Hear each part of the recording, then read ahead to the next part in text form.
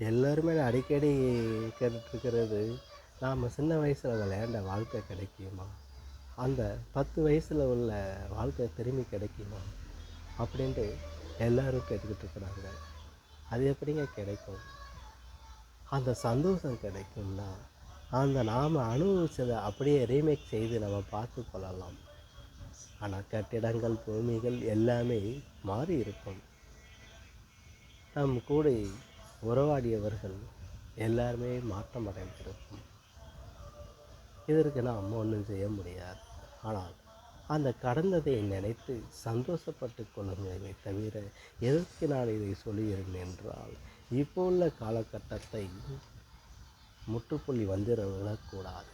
நாங்கள் அப்படி இருந்தோம் இப்படி இருந்தோம் சொல்லிக்கொள்வோம். ஆனால் அந்த காலகட்டத்தில் பம்பரம் முதல், கோழிக்காய் முதல், குச்சிக்கம்பு முதல், நெல்லிக்காய் போய் பறிக்கிறதும், புளியங்காய் போய் பறிக்கிறதும், மாங்காய் பறிக்கிறதும், தோப்புல போயிட்டு நவாப்பழம் பறிக்கிறதும், எவ்வளவோ விளையாட்டுக்கள் இருந்துதான் இருந்துச்சு. என்ன செய்வது?